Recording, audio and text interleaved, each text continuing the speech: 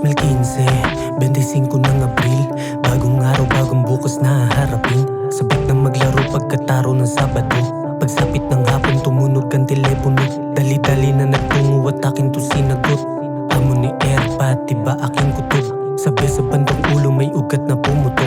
Tumululuha ko at hindi na makalunok. Kumaroon sa akin dito, humingi ng tulong. Hindi ito inaasahan ko na pasalubong. Pagdating sa ospital parang gumuho ang lupa. Nung makita ko sa mata niya may tumulo na luha. Umaasa na umayos kalagayan niya pagkat sabi ng pinsan ko ako ay inuwi at agad na nakatulog. Di ko inaasahang paggising may bangungot dumating ang balita na nakakagulat. Wala na siya ni hindi ko man lang nakausap o kaya bago ang lahat makahingi ng tawad. Sa kanyang pagmulat ay muli ko pa mayakap bago pa mangyari ang araw na masakit.